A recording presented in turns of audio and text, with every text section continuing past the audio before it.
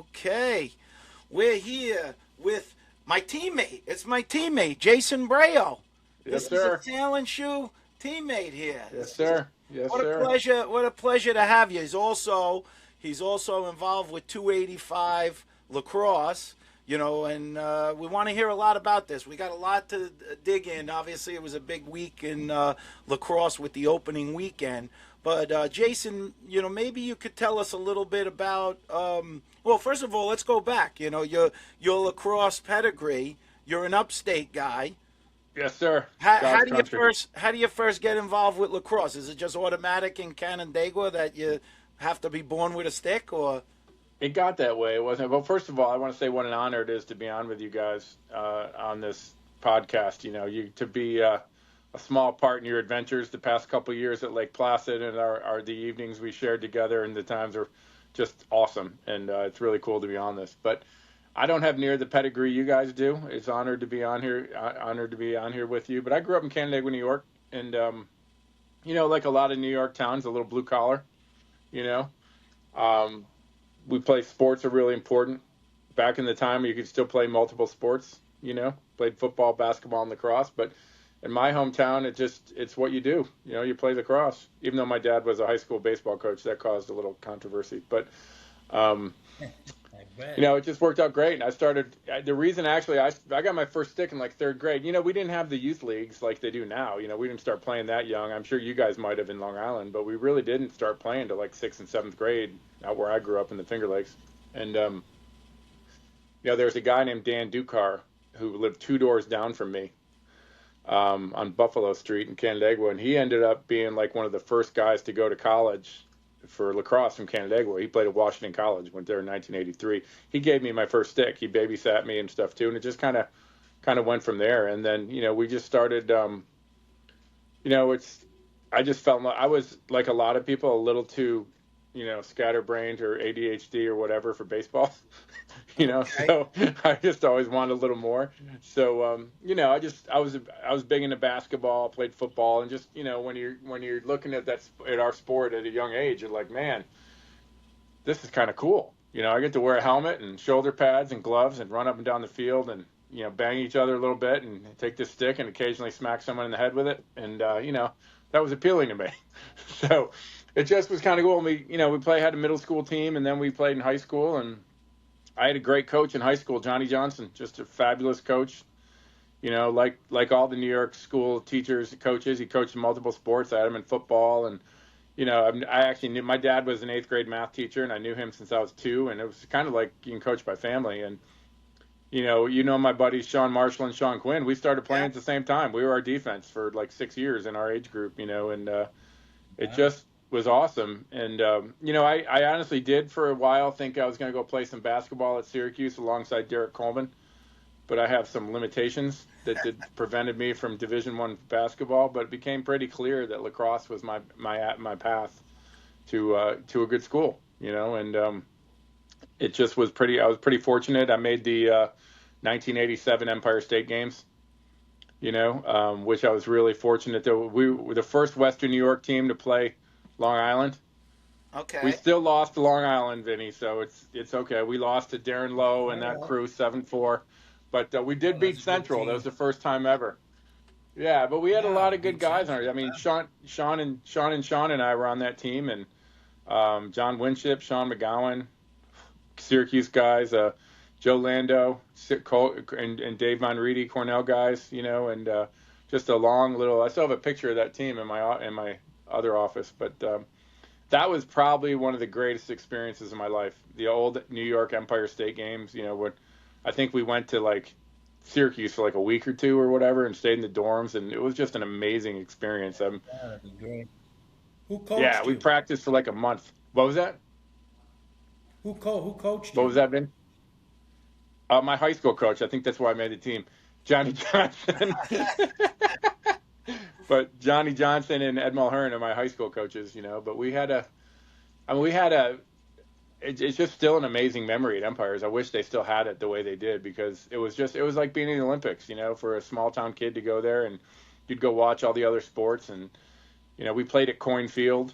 I swear we had 4,000 or 5,000 at the Saturday night game against Central. when we played our semifinal game. Yeah, I had 3 penalties, but it was kind of funny. There were 10 penalties in that game, and 9 of them came from the 3 Canandaigua defensemen. There you go. There you go. Yeah, but it was a good experience. And I went to Delaware. I kind of chose Delaware. I was a little bit a late bloomer. I'm 6'4". I was really skinny, not that strong then. I was kind of a tweener, whether I was a close defenseman or an LSM. So, but I ended up being a little bit of a late bloomer, and if I went to a year of prep school like kids do now, that would have done well. But I mean, we wouldn't have done that. Who even knew that? I didn't know even that happened back then. I don't know about you guys. So here's a fun story for you, Jason. You probably didn't even know this. We could have almost been teammates. Really? Because I was really only considering, actually like 3 schools.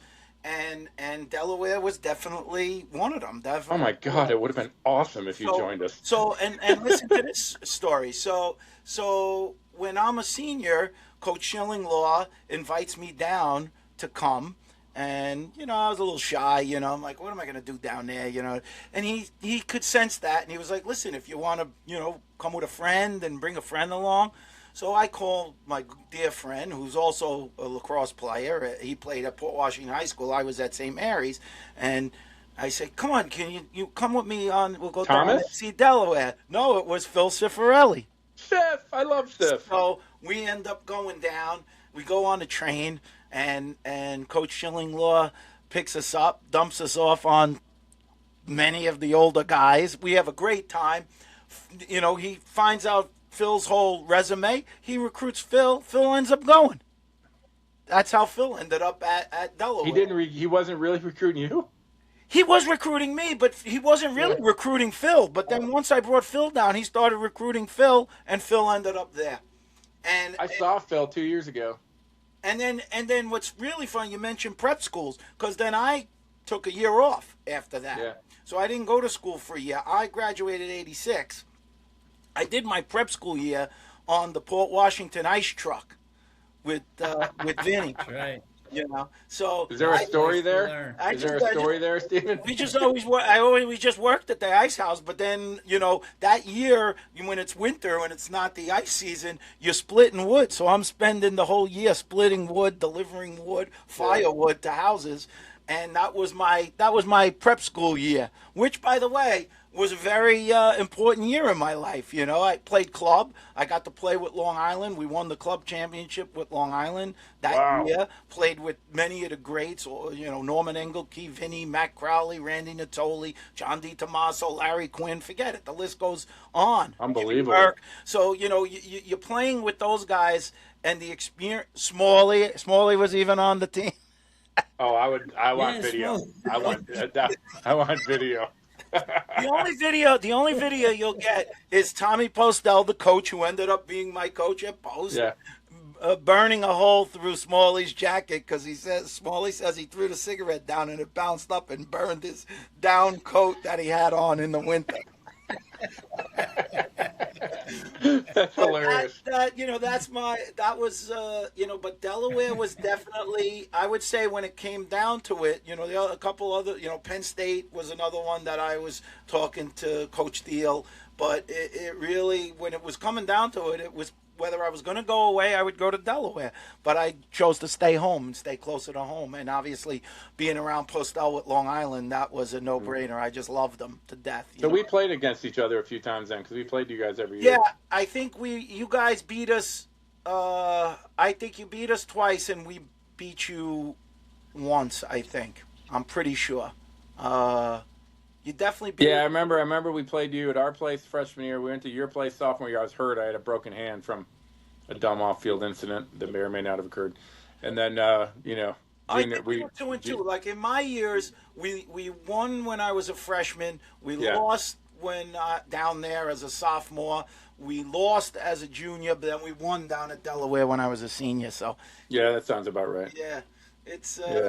But no, they always had a great team. They did start to have a port flavor with Stans. When Stans was awesome. He had a great career down there. I think he might have, as a midfield scorer, might have ended up like one of the top scorers as a midfielder in Delaware history, which is saying a lot because they had a lot of great midfielders. You had Butch Marino there. You had other guys that were great. Randy Powers.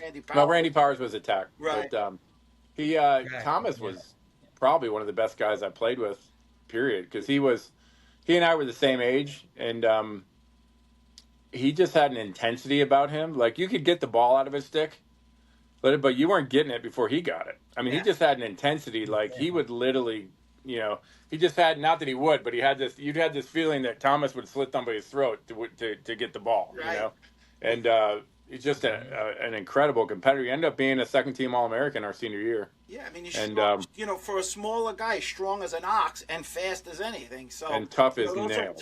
Tough as anything is right. So that's what's beautiful about lacrosse, where all sizes doesn't matter. You fit your if you have the tenacity and you have the skill set, you can figure out a game that works for you, and being small is not a disadvantage. In fact, when bigger guys guard you, it's harder to guard smaller guys. You can't get your hands on them good. You don't get great leverage, so a lot of times those smaller guys are tricky, to guard. So start watching our games in Lake Placid. When I go on the field and make an assessment of the three attackmen, and I see a really little one, I'm going the other direction. Right. Because that's not a good matchup for me. I'm 6'4". That is not a good matchup for me.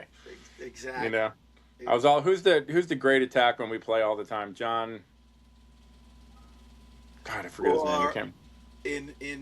In Lake Placid. Yeah. For which team? We played against him much. John, I forget his name, but anyways, he's just an incredible player. Little lefty, played at Union. Oh, I know who you're talking about, Keller. Yeah, Keller. He's amazing. He's amazing, right? And it's like 3 years ago, I did an amazing job on him. Yeah. I got the ball down there twice, but both times he got the ball before I even knew where it was and dunked it in the goal. So it didn't matter what I did. I'm like, okay, I can't deal with this anymore. Someone else cover him. I put Jerry Byrne on. He's a handful.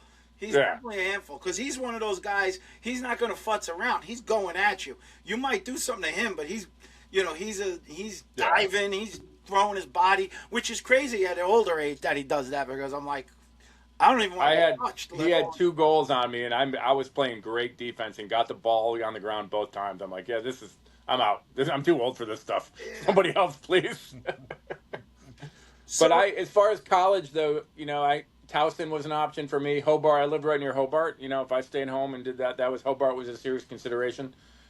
Literally, I was on 20 minutes from Hobart, and my high school program, we went to everything Hobart. We were required to go to their home games, actually. That was it. And then we'd come back and practice during the week. And Dave Urich and Mark Van Harsdale were really active in our high school program. So thought about that, and had it, and then,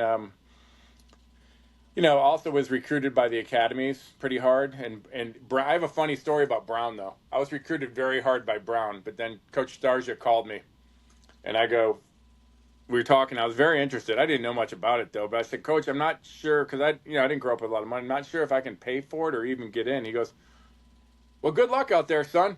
I'll see you around. That's like end of call right there.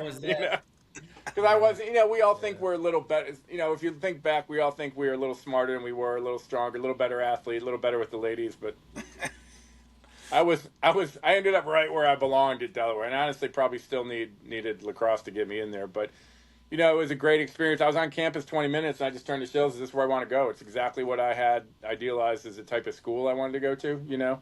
And it was a great experience. Now, we weren't very good when I was there, quite honestly. We had a couple years we were just okay, but it was a great experience. And I still, I love the school, and I'm still trying to be active in the program. But I was it worked out very well for me there.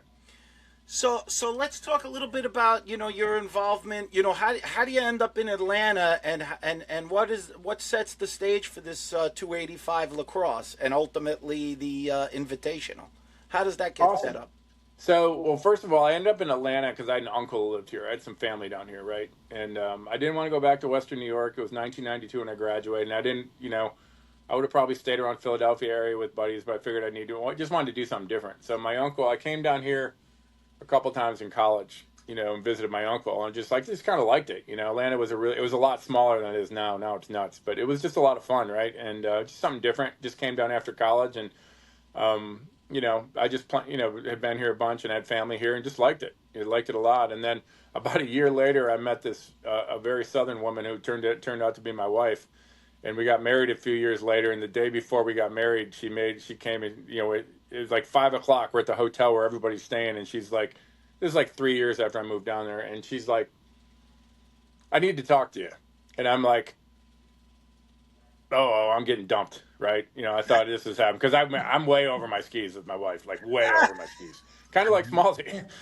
But but they, and he, and then she goes, "I need you to promise me you're never going to move me up north." I'm like, "Done. That's it. Done. Easy." I was like, "Woo, this is great." So I made that promise, and then she's really tight with her family and stuff. And once you get used to the weather and everything down here, it's just a really great place to be. Like I love being in Long Island or New York in the summer, but honestly, this time of year I prefer it here.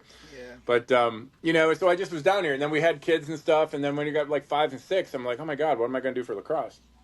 For the kids, because my kids are playing lacrosse, right? As you can see those sticks up there, it's from some of my Delaware teammates. Each one of them has the insignia of each one of my kids, when they sent their birthday, right? So, they're in the sport. That's what we do. Mm-hmm. And then, I just got involved, found a youth league and got involved with some other guys from New York that are all on my club team, Southern Empire down here, Mike DiMaria, Joey and Bobby Lacerdo, mainly Syracuse guys and stuff. Jason Bureci, Joe's brother. And we just all started hanging out and playing a little bit. We had a club team, going. We still play on down here. It's getting hard for me though. It's 35 and up, so it's a little harder. So we just started playing. But you get into the part like where my kid's going to play, right? So we end up getting involved in youth leagues, and a bunch of us got together. And there's a lot of guys, like 30 to 40 guys like me, who all played in college and moved down here for work or family or whatever. And we just all started working together, and we started a couple youth leagues. I was fortunate where I lived. You guys know Richie Wayman from Ward Melville and Navy, little older than us, but he's So Rich and I coached. We were in the same area. We knew each other through work.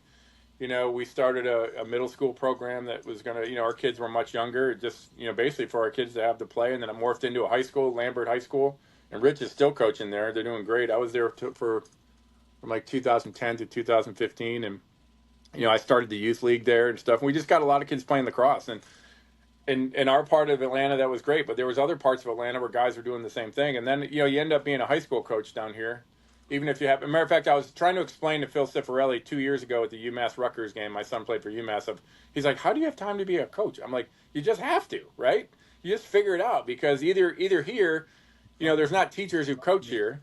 You're either going to be in the stands mad that your kid's got a coach that's not suitable, or you're going to have to do it." So what happened was, I'm technically in sales, so I have a flexible schedule, but there were probably 30 guys like me, just an endless amount of guys that came down here and just did the same thing because their kids were coached. So the lacrosse around here actually became a lot better than you think it would be. And then you got guys like Liam Banks who moved down here and started LB3, and we all coach club and everything together. And there's always been a really good camaraderie here amongst former players as far as developing the game, right? So that's kind of what we've always all been about, like everybody for the most part. It's changed a little bit with the new club influence and stuff with the younger guys. We can talk about that forever, but there's always been a core belief here in Atlanta that we got to get more kids playing the sport. And I remember the first practice I ever coached 20 years ago, we had to sneak onto a baseball field. We're throwing a goal over the 12-foot fence or whatever, with Rich Wayman and my buddy Rick Lewis, who played at Rutgers, and we just started from there. And then the reason this all started at 285 lacrosse,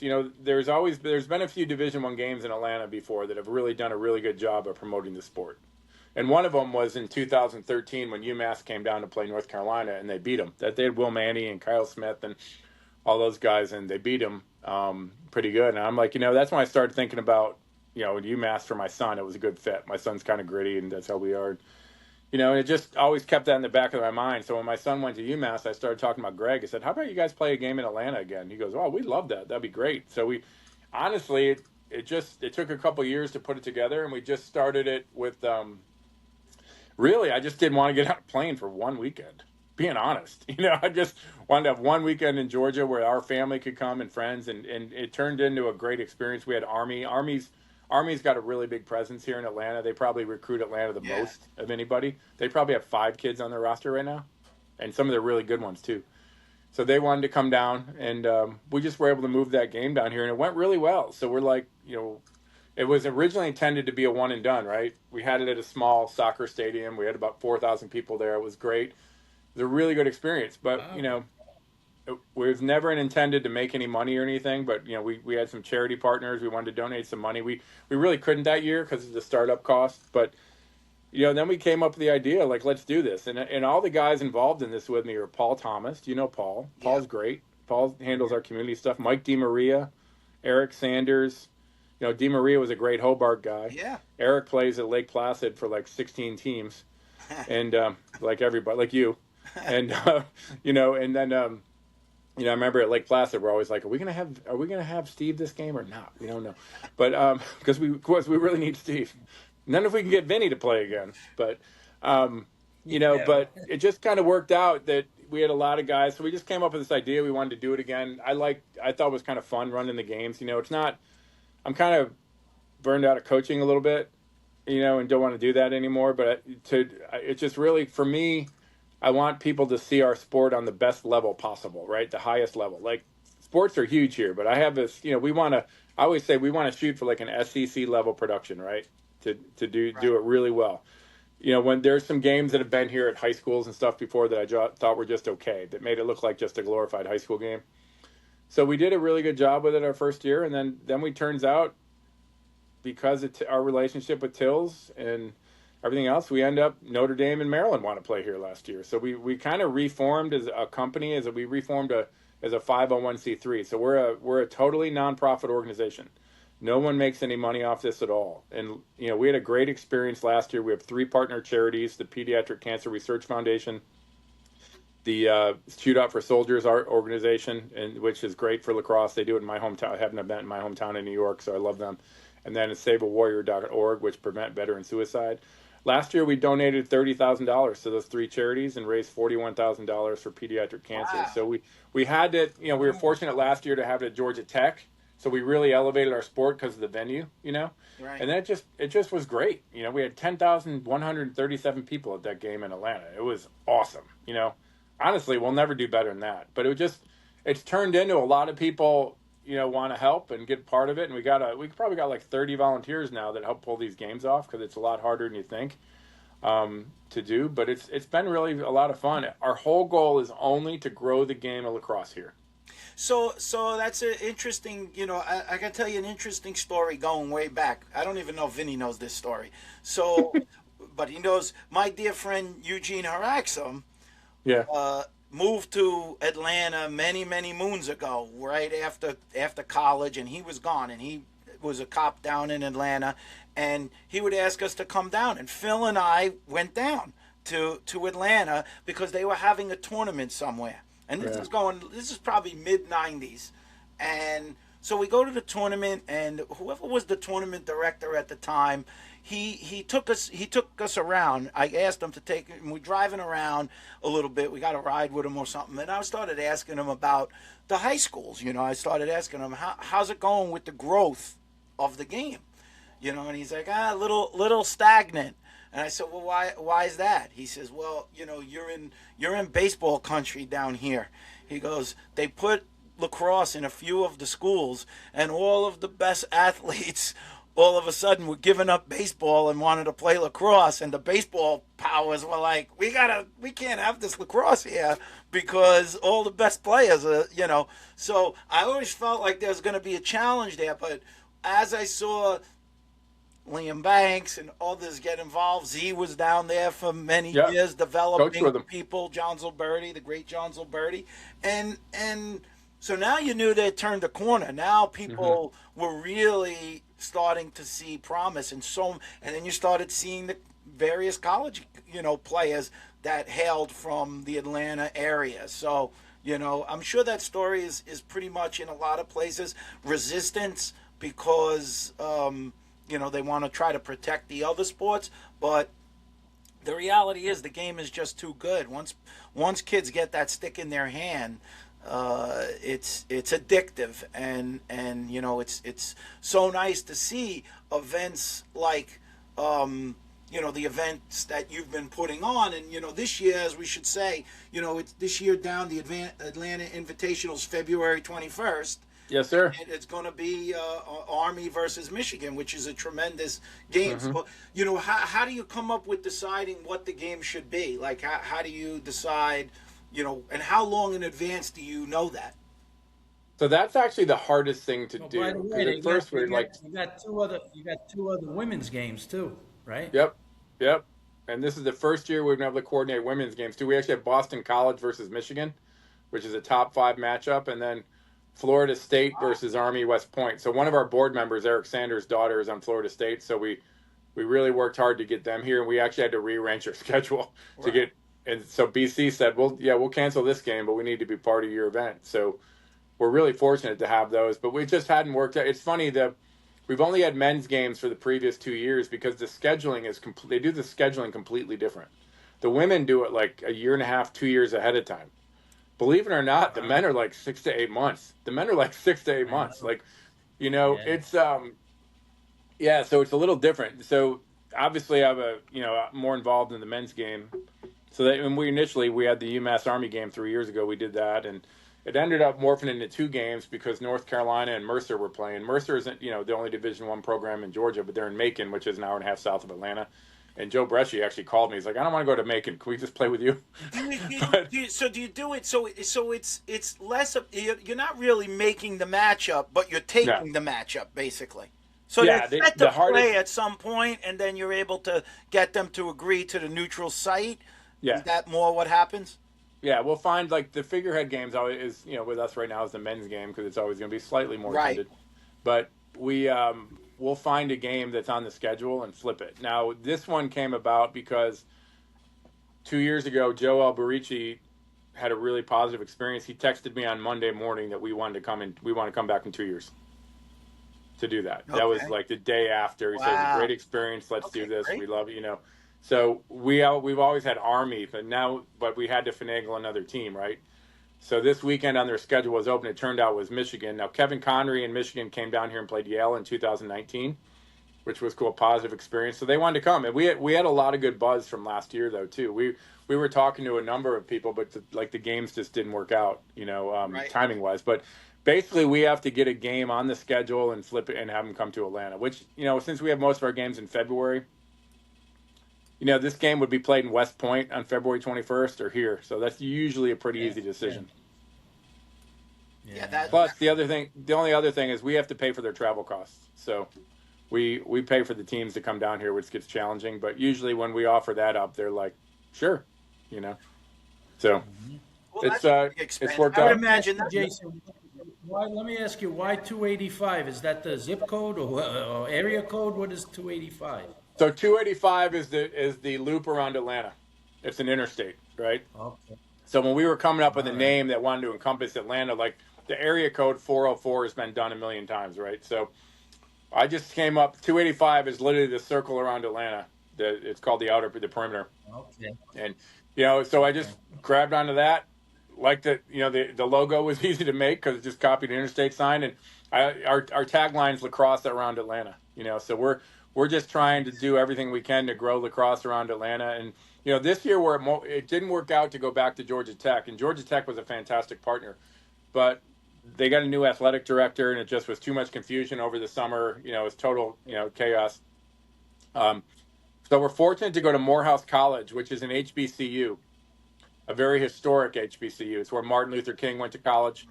All sorts of famous people, a really big part of Atlanta. And, we felt they have a perfect stadium. It's 10,000 seats, brand new turf, great video board, all this stuff. But they want to start a lacrosse program. So we started talking with them, and we're going to help them start a lacrosse program. They're a Division II school, but we're really excited about it because this is truly growing the game, right?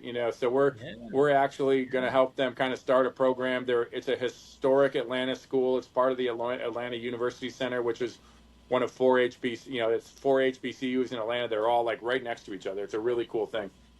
And we're going to do that. And they've been a fantastic partner, and we got all sorts of cool stuff planned. And we're just really excited to go there this year. It's kind of where we belong. I was still fighting for Georgia Tech, and we probably could have had it. But when this opportunity came about, it we're about growing the sport. And our board, we had a board meeting on it, and we're like, let's do it. So, we got USA Lacrosse coming down to help with this initiative, and we're doing clinics for local schools and boys and girls clubs, and we're just kind of doing everything we can to grow the game in this part of Atlanta.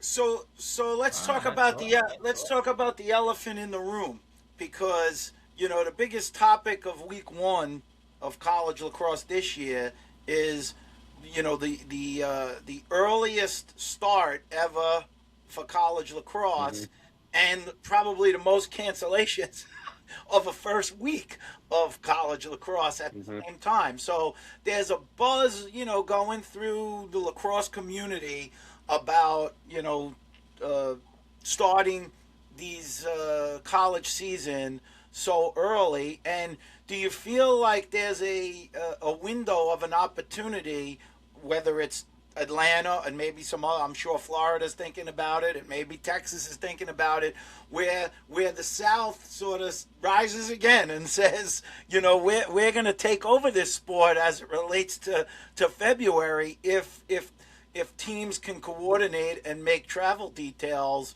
where they know games will go off rather than potentially be canceled. Is this a potential opportunity? Oh, this is a huge opportunity, and we're going to pursue it. We're doing a second game this year too, with Jacksonville and High Point in South Georgia, Georgia Southern University, the week after. So we're getting into multiple games this year, but I can see that definitely happening next year because, it's just too early to play lacrosse. I know the coaches don't want to play more than one game a week anymore, but we did it, and I liked it. Honestly, I hated having 5 days of practice.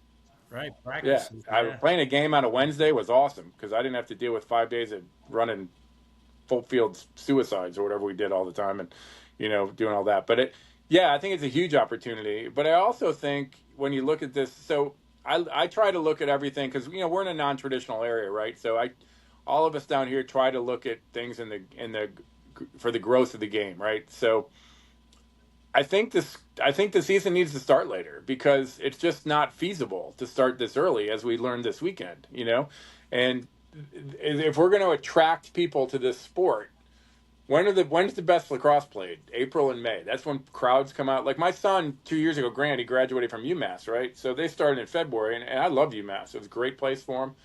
But the games in February, I wouldn't even let my wife go. She was not capable of being successful in that environment. Right. It just I'd have her bundled up like the little kid in Christmas vacation, the 24 Hours of Christmas movie.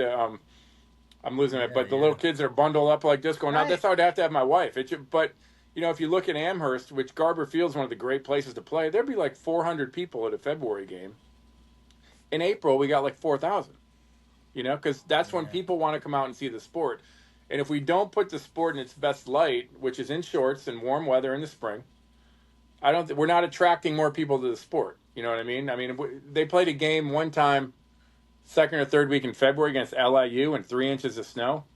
And I love Greg Cannella to death, but they just won't go indoors, period. They have an indoor. They won't use it.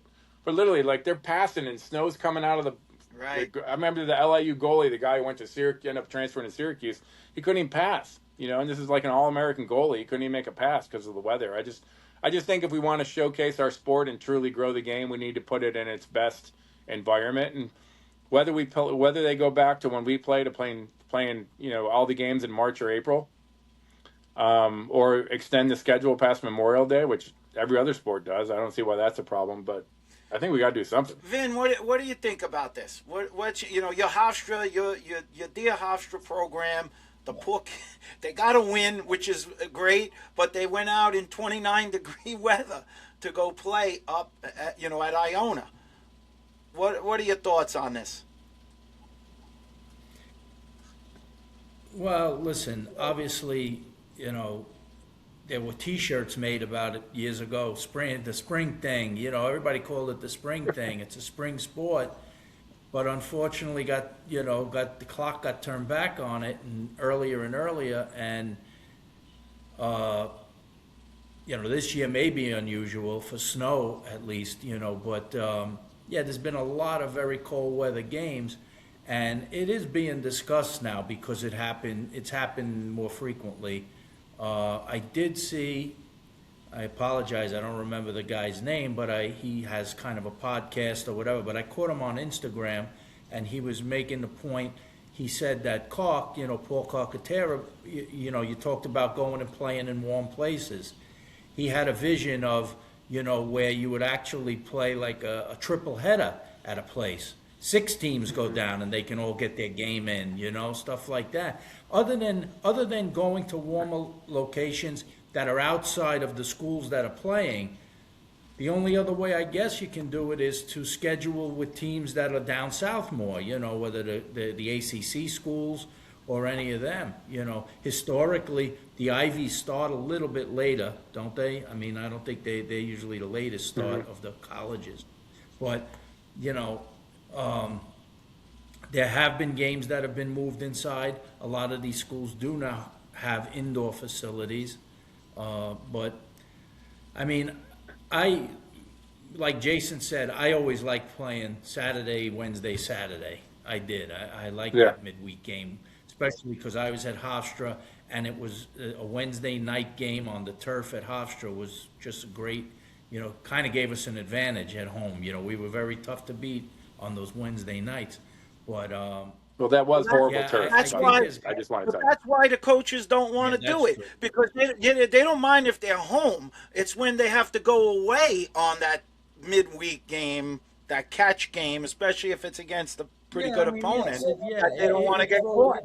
Yeah, it throws things off, the travel and all of that. Yes, but like Jason said, either you're going to extend the season. I mean, look. It's the sport. Division I playoffs have go back to what, like 72 or 73 was the first time they actually had playoffs, and yet it's still a work in progress, 50 years later, and we got a work in progress, So I think that people got to stay open-minded to different things. I know the Memorial Day weekend became a traditional type thing, and it has its special value, but at the end of the day, to extend it a little further, because it used to go into June. I mean, with the playoffs, even when there was only 8 teams, it used to go into June, the playoffs. Really, I didn't know that. I don't. Yeah, no. Some of those championships games were played into June years ago, and so I mean, look, I think as long as the powers to be stay open-minded. There are so many considerations: scheduling, travel expense, school ending, all these things. It's like, but I just think you have to have the conversation and stay open-minded and do what's best for the game and the fans and the growth of the game. Yeah, my thoughts on this is that, the season, January and February are for being in your full sweats, bonding with your team, working out, figuring things out, so that you're excited to start playing those March games. And even those March games are a little uncomfortable. When we were playing in March, it was kind of cold at first, and you're a little, but and you did go out and practice, but you weren't asked to play games that ultimately could be important in 29-degree weather. Or moved into a field that doesn't even have the correct lines on it. Like Delaware played this week on a field. Granted, both coaches agreed. Nobody's taking anything away from Utah or anything of that nature. But you're on one of these weird fields. It's almost has a feel like when you're in Lake Placid or Florida, and they're like, "You guys go play on that field with the, with the baseball field running through it," or and you're like, "I don't want to play on that field. I want to be on the turf, or I want to be on," It just seems like the games start to become more important. And then, with all due respect to all of our friends that are great coaches, they're tremendous minds in lacrosse and all of that. You're not adding that much with your 2 extra practices. The one game that you play on Wednesday, you're not making that much of a difference with a game plan that somehow you're going to manage to flip these potential losses into wins, in that. Let the kids play and they want to play the games. And honestly, selfishly, I wish we could be watching from December great lacrosse. But the other impacts Eamon McEnany told us one day, the other thing is you're in basketball season right now. So fighting, you're not getting the greatest TV exposure with ESPN, Nope. etc., because you're dealing with basketball. If you were to push past Memorial Day and maybe go a bit into June, you're going to get better TV coverage because you're not competing with maybe you're competing with baseball and the softball, but you're not going to win against basketball. So there's those the considerations for the fans. Sitting in this weather, you're not going to bring fans out. So Nope. These are hard conversations that great minds at the NCAA and the coaches have to really wrap their heads around. But I don't think they should be stuck. Like Vinny said, these things evolve. And look at football. They never went off January 1st. And they didn't have a playoff. They just had the bowls. And then they came up with the college football computer, and they tinkered around, and they expanded. And now they're at like January 20th for the national championship football game. So they evolved. They've evolved, and they figure, and I'm sure they'll tinker around with it more. I think lacrosse has to do that. I don't think they can stick themselves in Memorial Day and just think we have to compress ourselves either into this or go playing and figure all of these other alternatives. I agree. Look at what baseball has turned into with the College World Series. They have no competition. It's a massive spectacle out in Omaha, Nebraska. It's a huge thing. And I've heard a lot of college coaches say about keeping kids on campus, but baseball, softball, and everybody else is doing it. They're students at school too. So when you're not talking about by the time you're that late in the season, you're not even talking about that many teams. Right. You might be talking about 6 to 8 teams. But something's got to be done. Vin, do you think with these, the Southern strategies, is this like, do they have that big of an advantage, you think, over the Northern teams? Do you think it plays in the overall season that, the Virginias, the Dukes, and the Jacksonvilles, and maybe some other teams that are emerging have strategic advantages to the Northern teams? I don't know. Listen, the more you could be outside playing in good weather, I think that helps. Yeah, but look, you got Cusa's got the dome, right? So they don't have any problems at all because they got the dome. But very few other teams have an ability to do what they do. They got an indoor facility for practices, a great indoor facility for practices, and a great indoor facility for games, right? So, and who the heck wants to go up early in the year to play Syracuse, other than you're going to be able to play inside? But usually it's a tough game if you're playing in the dome. You're not coming out of there with a W, So, but I think, I think Penn State has an indoor facility. Marquette has an indoor facility. There are more and more of these schools having these indoor facilities. And if they do, I think they need to utilize them, And like we said before, like Clark's idea of either going to warm weather places, or if you're going to go to one of these schools, line up a double or triple header. Invite schools to come play there because you have the facilities, But the idea of like what Jason's doing with what he's doing with his group to bring games down to Atlanta, the ability to while if you're going to start this early and say, well, let's not play in cold weather and go to these warm weather places, it'll grow the game. It'll put more eyes on the game, So that's a plus, I think, I think it all should be considered. But again, like anything else, it always comes down to how you're funding it. These schools are looking at it and like, how much is it going to cost us? Mm-hmm. The one thing about the having to move games inside, and you mentioned some of these fields, and we know Notre Dame has a thing, and Penn State has one, and I watched a little bit of the Army, but even Army, right? They went inside. They're like on the sideline there. First of all, there's no fans. You can't have any fans because there's no space to put any fans. So there's the downside of that. Then even on the sideline, it's like I actually think if you just take a yard or two width-wise, it's probably not as harmful as taking space and 10 yards out of the middle of the field. Do you think that compromises does it compromise the game, even if the coaches are willing to agree that you're playing on this sort of non-regulation field? Should it matter that much?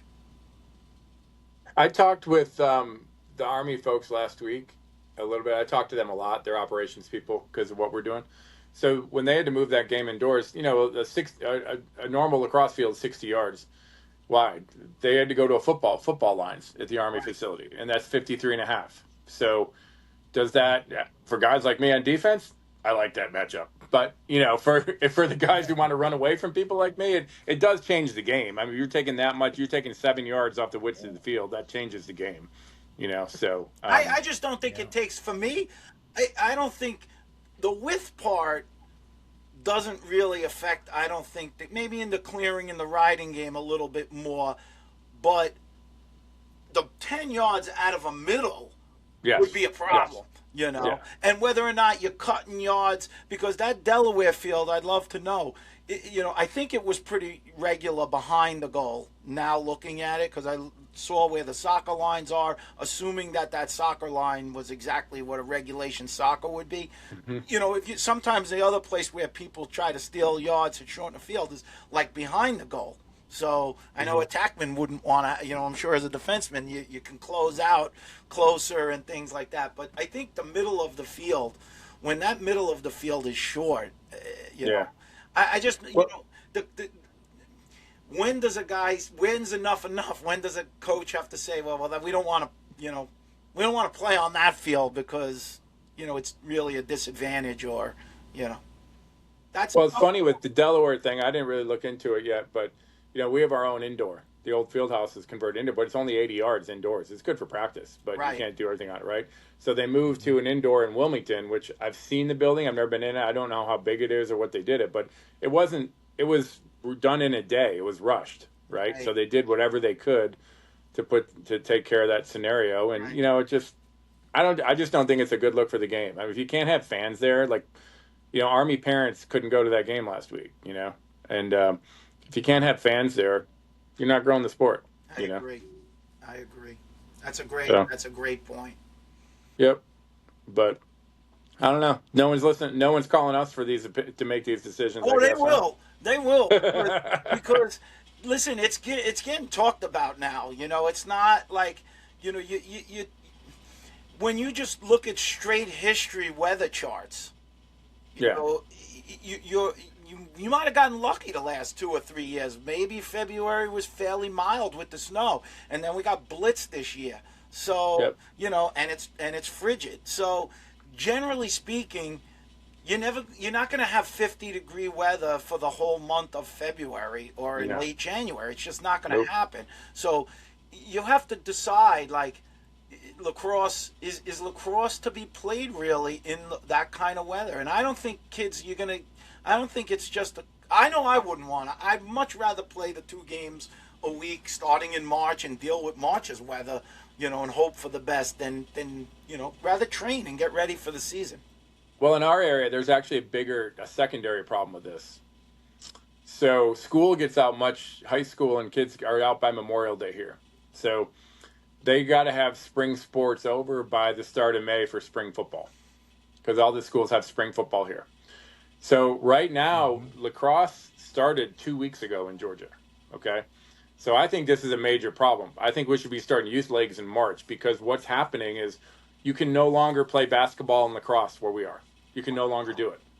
You know, you can't play if you're in high school. Like when I used to coach at Lambert, we had a couple guys who still tried it. They'd missed the first month of the season because of basketball. So basketball starts in October, ends in end of February or March. Lacrosse now has been 2 weeks into practice here. They start games maybe next week, and they'll be done.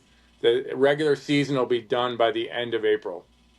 But it's just too soon. It's like we're missing attracting these kids, you know, to the sport. Because, I mean, literally, like basketball, in my opinion, in my experience, basketball is the best sport to transition lacrosse players to. Like, I can take a basketball kid in 5th or 6th grade and teach him lacrosse really quick. But those kids aren't coming into the sport right now because even in the youth leagues, it's now backed up too early. I think that's a major problem, actually, there. Yeah. Well, Vinny, to go back to what you said, Stephen, about what to go back to what you asked about, playing in warm weather places, if they're like Clark's vision of maybe having teams. The other part of that is, if it's early, the travel is Yeah, could be a problem if it snows. Let's say you got to fly somewhere or you got to Hmm. take a bus. The weather alone right, that's inhibiting you from playing at your regular place might inhibit you from getting to the place. right. So That's there's a true too. lot to think about with the whole thing. I just think that if you just pushed it, back to where it used to be in mid-March, you want to start mid-March, you take your chances from mid-March. Because if you're playing, first week of February, late January, first week of February, you're really, flirting with disaster for what happened. This was, I guess, the worst I ever heard it in terms of cancellations and stuff. Used to hear a Hmm. cancellation of a game every now and then, but this was multiple cancellations all over at every division, I'm sure. I mean, the Richmond Maryland game got canceled. Like that could have been the best game of last weekend. Right. I mean, that's a fantastic game, Exactly. Yeah, right? So I don't know. I know. yeah. I know some Richmond parents. They don't know if it's going to be rescheduled. But I could tell you, if you told me a year ago, I'd say you're playing on January 31st. Ouch. And the other You thing know. about these teams, Yeah. and traditionally speaking, I said if I was negotiating my NIL deal right now, I'd have Peter Schaefer negotiating me anything under 50 degrees. I'm allowed to play in sweats no matter what. I don't care. I hate to play if I was cold. I'd much rather play with sweatpants and be warm, even if you felt a little different running. You know. I mean, these kids are out there. I watched a little bit of that Hofstra Iona game. The checks you're taking a check is just different. Hmm. You know, when it's 29 degrees. It's just totally different kind of game. The stick handling and all of that. They actually played it actually looked very nice, considering how cold it was. But they're definitely, this is probably going to be one of the conversations until that sun breaks and that spring breaks. I'm sure we're going to be hearing about this. I hope we don't get many more cancellations, because postponing is one thing, but fully canceling a game, that stinks. Well, my main concern right now is 70 degrees and sunny on February 21st in Atlanta, so we can continue to prove that this is the direction we There need to you go. Because go. occasionally we get some wonky weather like we did this week. I think we got it out of our shoes, but I need it. We need a big turnout. 70-degree and sunny, sun's out. Everyone wants to come out. We have thousands of people, and we can keep doing this. So it's really fun to do this. But yeah, one of these days we're gonna get nailed with weather too, because we get a lot of rain here. I don't know about the ladies of Long Island, but I know the ladies of Long Island, ladies of Atlanta, do not leave the house when it's raining. Right. So Right. Yeah. one of these, we've been blessed with weather too. So Well, Let me we're ask gonna. you, does Morehouse, do they have a lacrosse program? they have a Club club, but team right or now they're anything? making plans to start one. We're actually going to help them a little bit do that. They're making plans to start a program. So that's one of the reasons they Nice. wanted to have us. As a matter of fact, when I first called them about this, they asked me why I wanted to do this there. Um, it's an African American part of Atlanta where it's in, and it's not far from down. It's literally like half a mile from the Mercedes-Benz Dome where the Falcons play.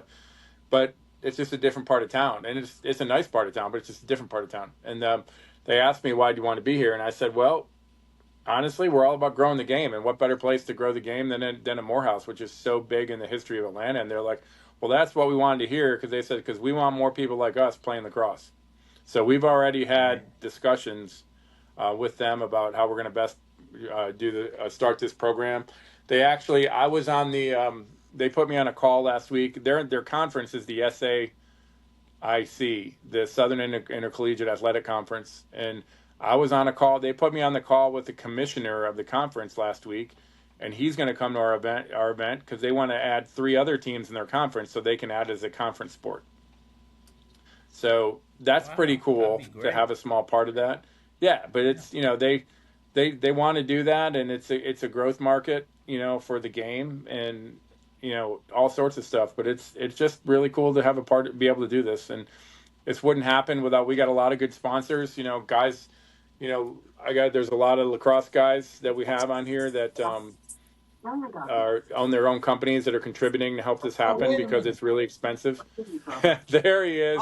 There he Oh, is. Look who's who's chiming in. emerged. Oh, God, here he is. Whoa, look at this guy. Smallsy. Look at this. I have no idea what's going on and no clue how I even got on with my phone. Not a clue. Absolutely not. I just probably pressed the button. As we look in his, he's outside now. It's freezing out. I don't care. I have no idea how I got on. I swear to God. No idea. He's like a polar bear. Well, we have You're Jason outside. on. You You don't want to even say have a hello to coat on. Jason? Smallsy, how are you, buddy? How are you? How's everything? Excellent. I'm here talking to the legends about growing the game a little bit and playing in the winter. How are you? Good. Excellent, man.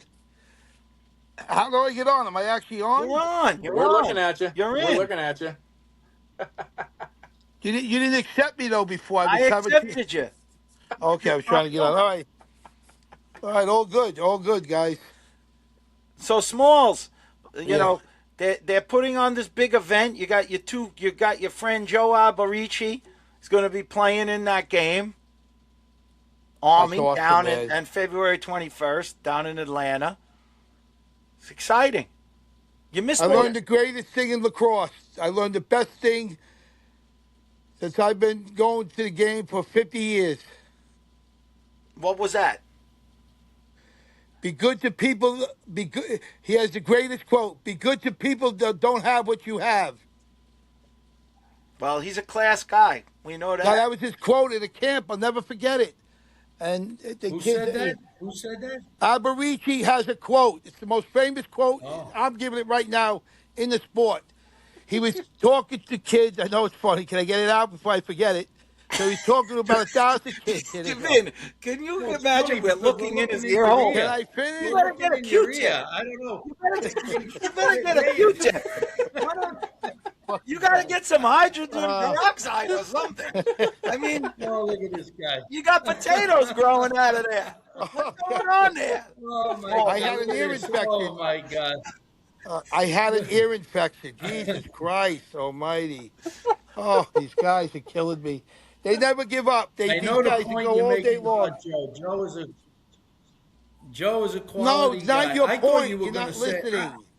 I thought you were quoting Ralph Cramden. I thought you were going to say, be kind to the people on the way up because they're the same ones you're going to meet on the way down. Right. You're funny, you guys. No, but he was on a serious note. He was running a camp, and it was a big camp. All diversity kids in the camp, ages from 5 to about 12, like that. And he just was speaking from the heart, and it was just a moment of time. And some of the things he said, and two of them that I remember to this day, and are so great in the sport. Be good to people that don't look like you, and be good to people that don't have what you have. I'll never forget it. I'll just and you can hear a pin drop with the parents on the sideline and the kids. It's unbelievable. I'll try to find it one day and show you guys. It really is. And that's my first. Balls, you got a question for Jason about Atlanta lacrosse and this game or anything else about Placid or anything? Yeah. Your moment now. Yeah, I got the. Let me ask you a question. How about bringing the housewives from Atlanta into the sport, getting them down there? Well, that's the goal. We just got to have the right conditions. But yeah, totally. We're trying to get one of the reasons I moved here was for Southern women. So we want to encourage them. We want to encourage them to visit all the lacrosse events we can. Didn't you marry a girl that was Miss America? Was that you? Somebody was telling. She's not Miss America, but she could have been. She could have been. I'm way over my skis, Smalls. Just like you. Right. I met your wife. Yeah. I met your wife. You should say wake up every morning and say thank you. Two Yeah, guys. you married up, right? Their coverage.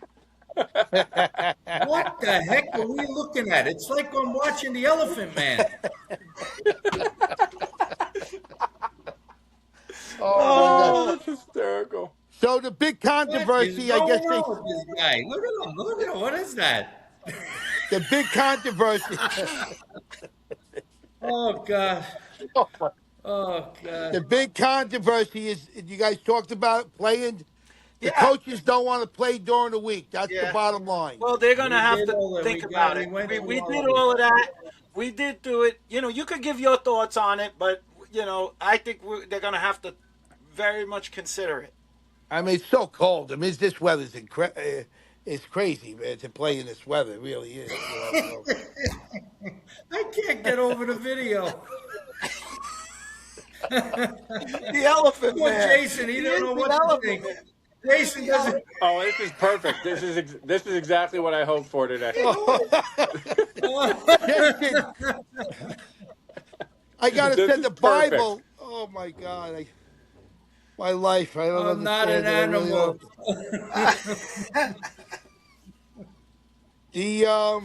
don't. There's a big game going on next week, and I think it'll tell a tale of who. It's going to be Maryland. They're traveling to Cuse next Friday night at the Dome at 6 o'clock. That'll tell a big picture of where they stand. I think in the beginning of the season, anyway, because that might be your final two teams. You guys should drive up for there and do the podcast at the Dome. That's not a bad idea. Now, last minute, No, let me ask you a question. I'm How fine. well do you know these two Sombrado brothers? Which one is last minute Charlie? I don't know, Well, Vinny's but last I have minute a Charlie. feeling if you guys packed the car on Friday morning to drive to Syracuse, I'd have a feeling they'd be waiting for you.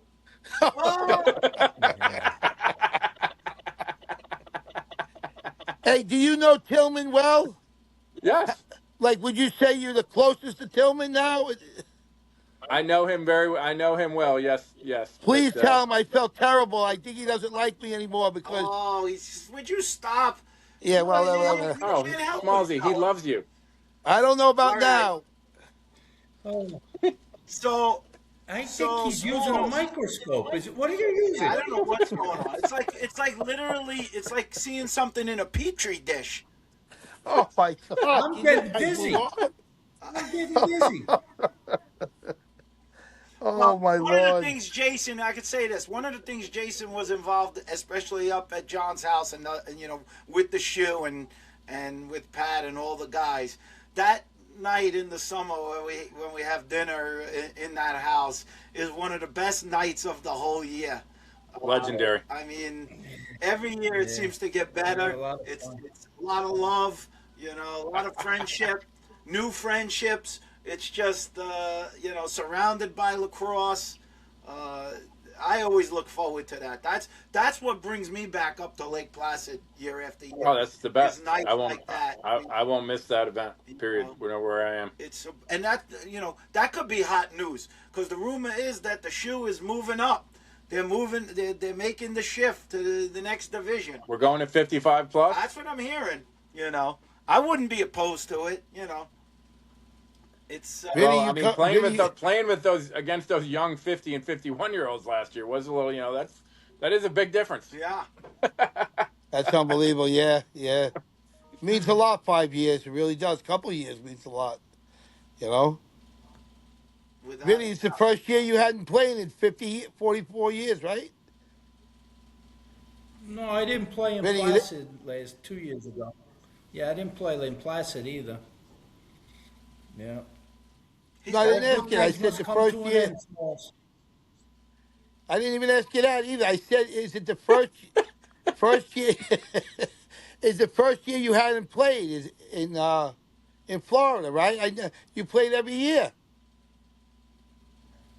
No, I didn't play 2 years ago. I don't think I played in Florida. When we saw Cookie, remember when we saw Cookie that time? When Cookie came in the golf cart, Cookie Krongard, Cookie, and we yeah, saw. yeah. I don't think I played that year. Yeah. No, that's I'm Florida. on and off, depending on Placid. how my niece. He's talking about Placid. No, he was asking about Florida.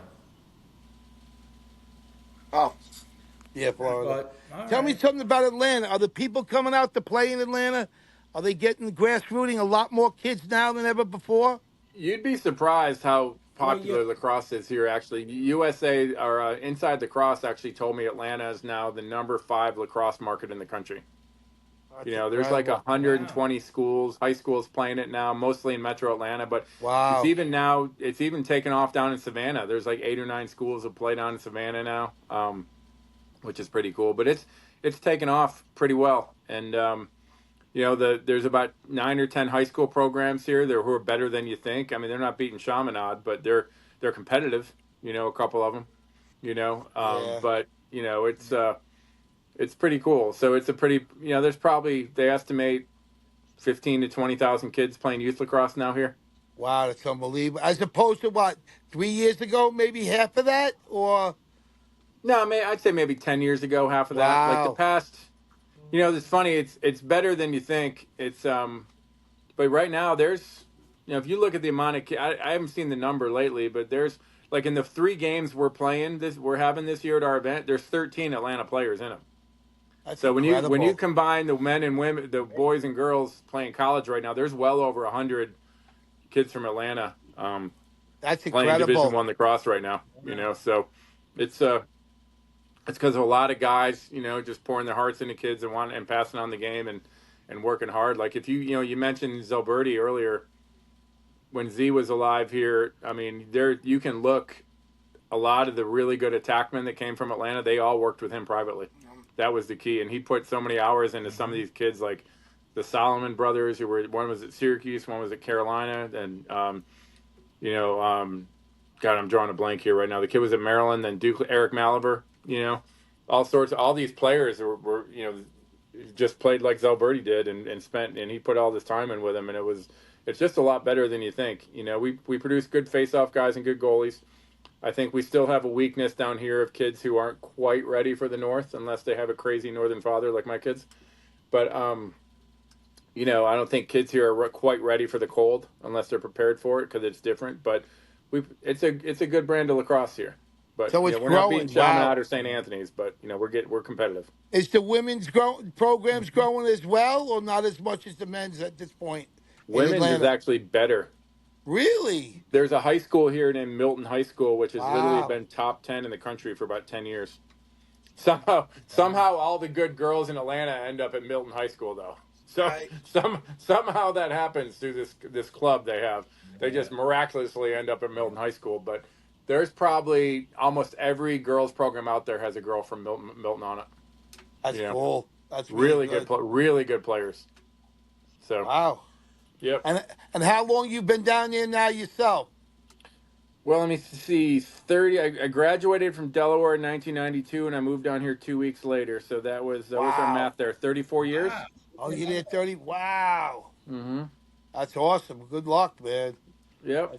And it's, you know, lacrosse is pretty cool now. It's just kind of an honor to grow our game. You know, we were all raised in a time when, you know, people just wanted to play and you know, just kind of, it was what we did with our friends and stuff. I think now some of the stuff, the clubs have been introducing to lacrosse, I don't know if it's all necessarily great for the growth of the sport, you know, because I think the recreational play at the youth levels is kind of going away, which I think is, you know, but I know, you know, one thing, I grew up in Western New York. I'm a child of a couple divorces, you know, we didn't have a whole lot of money. I don't know if when I was in third, fourth, and fifth grade and first got my stick, if in today's age, my parents would pay for me to play. You know, we didn't have to pay for anything to play. I don't know what happened. I showed up. Our high schools gave us helmets. I don't know what happened. I just showed up and played. I don't think we had to. I don't know who That's had to pay nice. for anything. You know, I had to pay for a stick, but that's about it. But you know, but right now I think the cost of lacrosse is a problem. It's a barrier of entry. Yeah. You Yeah, know, unfortunately. Yeah. and then you know the rec leagues are all been swallowed up by, even down here. We had some great rec leagues for a while, and now they're swallowed up by club teams. You know, and it's Oh, just you and too now with you the got club. Oh, jeez. and then now you got club teams trying to play in the spring. You know, Oh, there's man. always been a really good movement here, mainly led by Richie Wayman from, or you know, more Ward Melville Navy guy who I've been working with here for a while. But to make sure the high school season was always the priority, right? But every year there's new people who come down here starting clubs, and they want to just kind of dip into the high school season, you know. They So want to dominate. Yeah, they want to yeah, dominate. Yeah. but Uh, you know, it's still the greatest game there is to play. that's great, man. Yeah. Yep. We try to get some kids to the affordability to be able to get a stick and, you know. So Small, we're at our shout outs. We're gonna wrap it up with our shout outs. We always do our shout outs. We shout out to somebody. You could have a couple if you want. Um, you got a particular shout out? Today, yeah. I was thinking about. Actually, Good to believe it hear. or not, the Tewaaraton guys that are up for it this year. And then I was thinking back in the day when you had guy like Gary and Paul Gate. I mean, how many times would they have won it? We didn't have one back then. I think it started in 1995 or 97, the Tewaaraton. But back then, what did they call it, Vinny? Player of the game or something? Player of the What, year? player of the year, right? No, they used Yeah. to player of the Yeah. year. Yeah, player of the year. Yeah.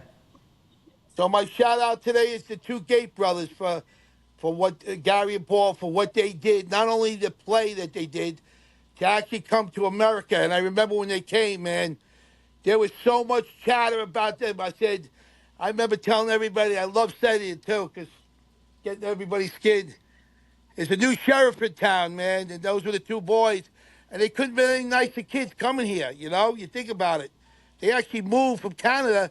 They were some of the first to even move here and play. I mean, there wasn't that many. I mean, maybe Stan Cockett and a couple other guys, but those guys moved here. I give them a lot of credit to go to a different country and play a sport in college, you know? Now you see a lot of it. So my shout out is to Paul and Gary Great. That's Great. it. I thought it was gonna be to your ears, nose, and throat doctor. I mean, Oh, you two, listen to me. God. You two are going to pay for Oh this. my God. Hey, listen, thank God I don't call Vinny Jesus. Oh Lord. I call him Jesus Yeah. because he's not God. Vinny, you're not God. We had this discussion, Vinny. So I'm gonna make my shout out. My shout out's gonna be to my childhood lifelong friend down in Atlanta, Eugene Araxam. You know, Is he hopefully, still down here? yeah, he's down there. So Can you give him my phone number? I want him to come to the games as our guest. I want to meet him. for sure, Yeah. I'm gonna let him know. I'm sure he wouldn't want to miss that. That's gonna be a great game. Tremendous teams, tremendous event. You know. So How about next year you guys come down as our guest and we do a live podcast from the field wherever we have this. You'll be our guest. Oh my God, that'll be a class. Oh, that And would be Smallsy, awesome. you have to come. You're gonna have to go over a bridge to get to the airport, though. Oh, you even know about it? They'll kill me. The bridges kill me. The bridges kill me. Oh my God, it's amazing. I couldn't You even could watch take a that guy. boat, but that would be long. I couldn't watch that guy climb that building last week in China. He climbed with no ropes all the way up a building. He I scaled told it. you to watch that. I couldn't believe you were. That was unbelievable. That's insane. Who do you got, Vin? He My went out. shout His out plug went goes out. to all the parents and fans that braved this cold weather to go watch these games. Anybody who traveled to and was able to go see some of these early season games, you're real diehards, and I give you a shout out and I give you a lot of credit for showing up to support your team. Oh, Smalley, this is killing me. Great. This view. All right, Jason, your show. Who you got as your shout I out? think I just saw Honestly- I think I just saw a hippopotamus.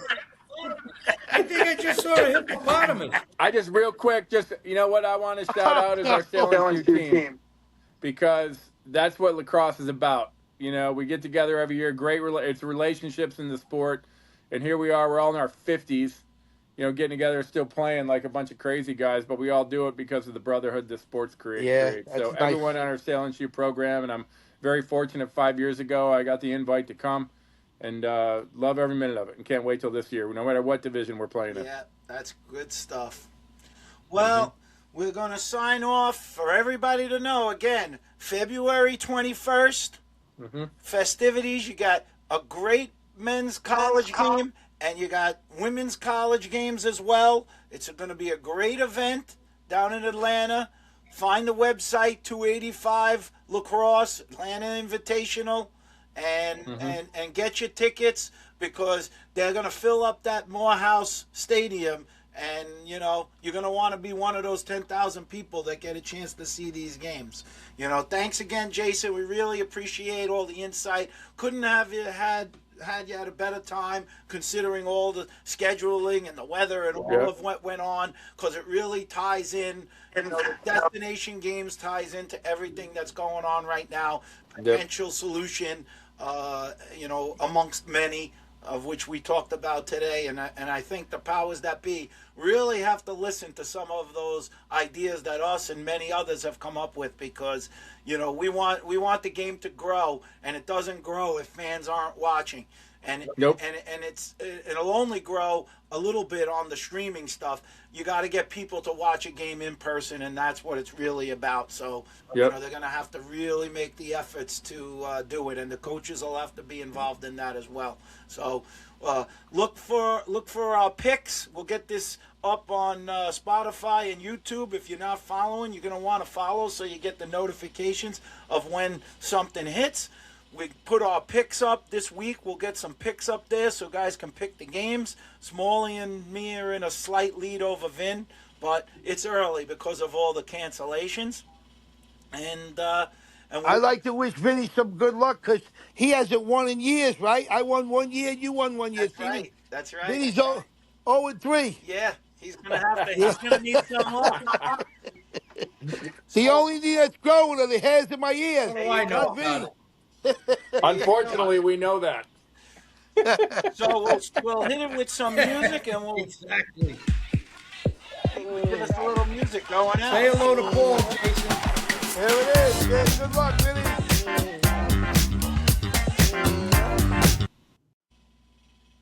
I had a hurry run to Hoptown. Let's go on a little music. All right, we're back. 3 Guys, Many Games. We're going to pop an episode on. We had a great conversation, and I think you're really going to enjoy it, having to do with the scheduling, etc. But, Smalls, we were talking about it a little bit. Right now, you're 1-1, I'm 1-1, and Vinny's 0-2, and the fans are 0-2. What do you think? Are we on live? Yeah. All right, so what do you want me to pick? What game? Well, I'll give you a game. This weekend right now, there's a game up right now that's Duke and Utah is coming on Friday. And Duke is a 6-goal favorite over Utah. That's a game that's up there. I'm going to pick Utah. Wow. Yeah, I'll go with Utah. That's an interesting pick. I think I'm going to go with Duke. I think at home, starting the year. I'm also with Duke. Oh, we got some other games too. Also, You're going with Duke? Okay. Let's see. All right. How about this one? You ready? Yeah. This is a Friday game also. This is Delaware at Drexel. Delaware is minus a point and a half. So they're favored by 1.5. Yeah. I'm still going to go with Delaware.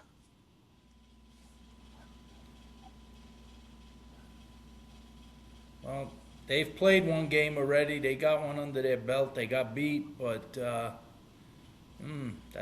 could be a good game. I'm going to take Drexel. You're going to take Drexel? I'm going to go Delaware. I'm going to say after that game, they got a bad taste in their mouth. They're going to have to come out strong. All right, let's see. I don't like to do the particular ones with a very high. Oh, this is a good one. We're definitely doing this one. Johns Hopkins at Georgetown. 2.5. Who's favored? Georgetown's favored 2.5. Georgetown's favorite, right? Yeah.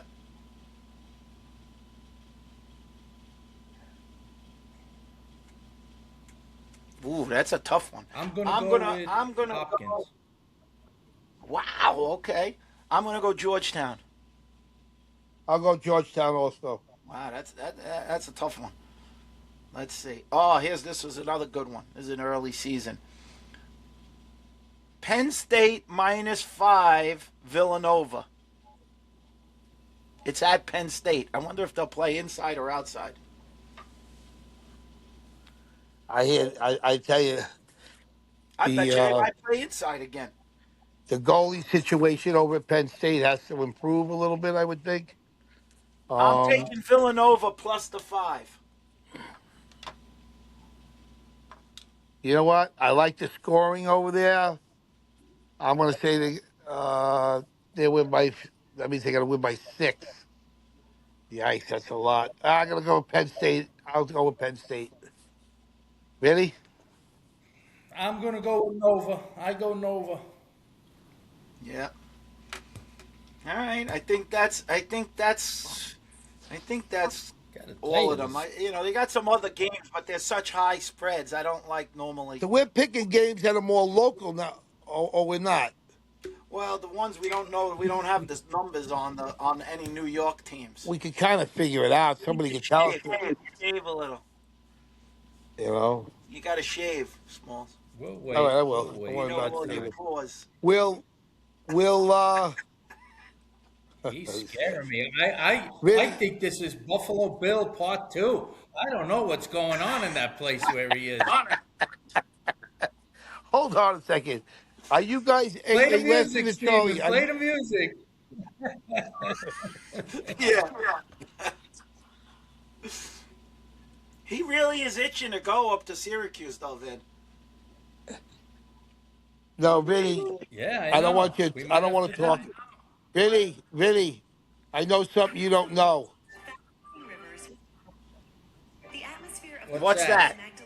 I don't want to talk about it online. I'll tell you Okay. offline All right. because All right. I think you guys should go. There's a reason why you guys won't know, but I'll tell you All off the right. air. Well, You know. that's in the works. Us getting up to Syracuse for the big game, Well, ask Syracuse and Vinny for some Maryland. commitment. Does Vinny? Can Vinny have any? What the You hell's got to. going on? Oh, yeah, there it is. There he is, Buffalo Bob. Oh God. Oh God. Oh, that's Not that's coming. Oh God. We just frightened half the audience away. Vinny, With you can't find it. Vinny, The I hippopotamus. gotta, I got. I can't even talk. Oh The fans, God. You Vinny, the kill fans me. don't know what's going You kill on. me. Oh my God. This guy kills me. Beautiful, beautiful. All right. Hey, Well, Steven. we're gonna get to our guest, Jason Braille. I'm gonna put this in order. I'm gonna put the first thing before the second thing. Oh God. So Smalley will have to be back. All right, look for the stories. I'm gonna put the stories Hold up on, each Steven. day Hold on a for the second. fans to pick. I'm in the middle Huh? of talking, but I'm laughing because this guy won't stop. Hold on, Vinny. Vinny, Yes, we I'm need listening. a little commitment out of you. Something to. Can you do next Friday? He doesn't- I'll know Give by him tonight. Can you give I'll us? let you know by No, tonight. no, That's I a didn't lot say of give it. advance warning for me. We'll see. You got the we'll see. We'll see. Look at that. Vinny, you The too. hippopotamus. The hippopotamus is the greatest of all Last time. minute, Charlie. Oh my That's too God. much advance notice for Vinny. Oh my God. No, Vinny, because Vinny, they're doing a thing up there. I'm trying to explain to you what's going on. You're not listening. There's a thing going on. I'll tell you off the air, you guys. All right. So All Okay, right. good. Well, we All got to right. get off because your ear. All We right. can't. The Wrap fans it are up. only going to take so much of your ears. All right. On Yes. on to our other All guest. right, Steven.